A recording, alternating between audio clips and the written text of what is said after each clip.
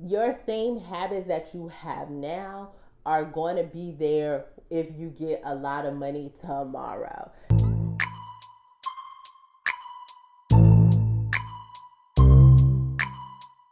Hi, this is Elena from Financialdemics, where I give you the tips and tools to manage your money, increase your savings and your income, and decrease your debt.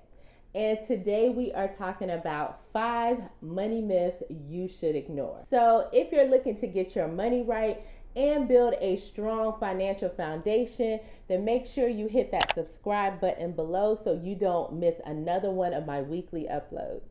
So, money myths. I'm sure you have heard plenty over the years. And truthfully, you start to hear them so much that you start to believe them yourself. So we're going to talk about at least 5 that I know of that you should ignore so that you can reach your financial goals and build wealth. The first money myth that you should completely ignore is it's not worth saving if I can only save a little bit.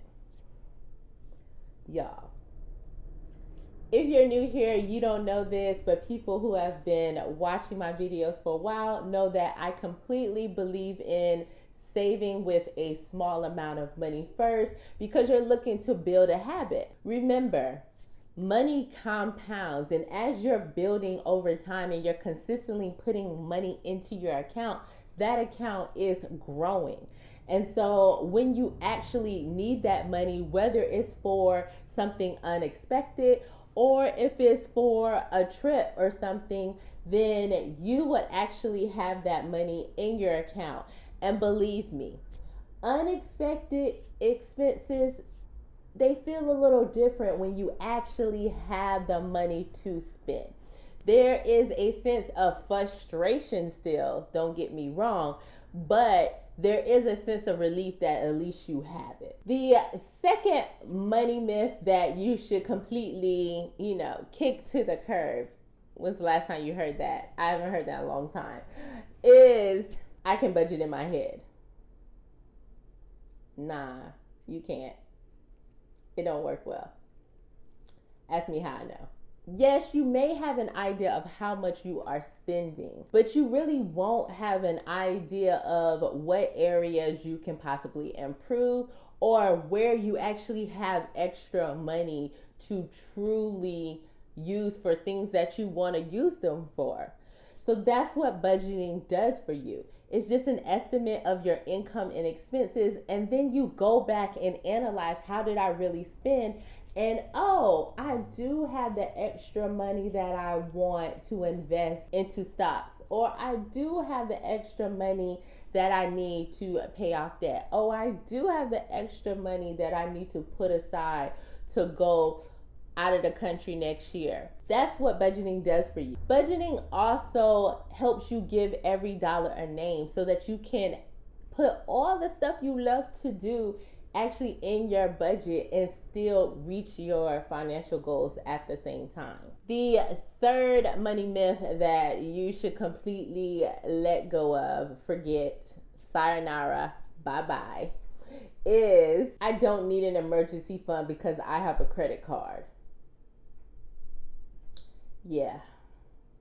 Let me tell you a little story real quick. Back in 2008, when we had the recession, the first people to start pulling back on available credit was the credit card companies. They were reducing people's credit limits and they were closing your credit card. And a lot of it supposedly had to do with the area that you lived in and the foreclosures going on. They basically reevaluated you and your spending habits and your income and determine whether or not you were going to pay them. And so to lower their risk, they cut credit limits and closed accounts. So you have to remember, the money on your credit card is not your money. That's their money, and they get to do what they want with their money. So it's important to have your own money that you can use when you need it. So make sure that you're putting money aside for any unexpected emergencies or even the things that you want. And if you're not sure where to start, I actually have a whole savings playlist that I will link right here. And I talk about setting up a starter emergency fund along with how to start saving on a low income. The fourth money myth that you should let go of is credit is bad. Now, this one may be a little controversial, but let's talk about it. Credit didn't make you overspend. Credit also didn't tell you to buy that house that you can afford. Credit also didn't tell you to buy that expensive car that you can't afford to maintain. Credit also didn't tell you to ball out in the mall either.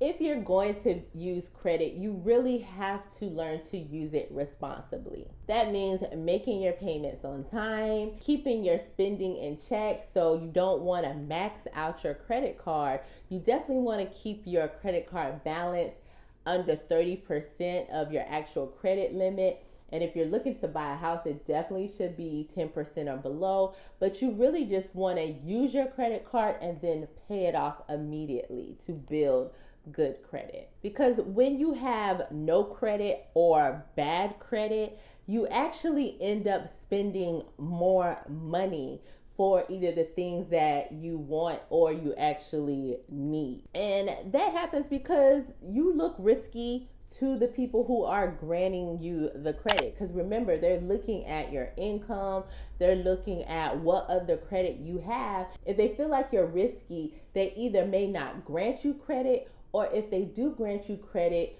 you will have either a higher interest rate and you may have to put down more in order to get what you need. So if you were looking to purchase a home, your interest rate may be higher. And sometimes people look at like, oh, a higher interest rate, 2% higher. That's not that much. Over a 30-year, over a 15-year, that can easily equate to an extra $100,000. So you want to make sure that you have a good credit score in order to buy those particular things. Now, don't get me wrong. I don't want you charging up a credit card, but what I do want you to do is learn how to use it responsibly. Even when you're looking in a situation where, say you are renting your first apartment, I don't know about you, but anybody who has rented their apartment, they actually run your credit when you are opening up utility accounts. So like your electricity, your natural gas for the stove and heat, or like your water.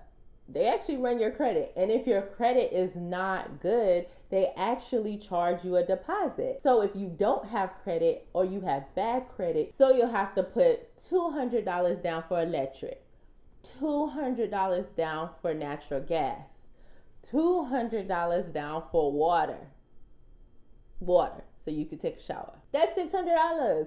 That is a lot of money to put down in addition to the deposit that you would be putting down to move into your apartment. And like I said, I'm just using a first apartment example. If you need to eventually like buy furniture or just things you need like dishes and stuff, that's taking away money from those particular things, or even just having extra money to save. All credit's not bad. It's just how you use it and if you are responsible. The fifth money myth that you need to ignore is, I will manage my money better when I make more money. It sounds good, but it's just not true. If you can't manage a little, you definitely cannot manage a lot. Your same habits that you have now are going to be there if you get a lot of money tomorrow. That's why you hear about a lot of people who win the lottery and go broke, because their money habits didn't just change overnight. Now that they are millionaires, they still doing the same foolery. It's best to learn how to manage your money now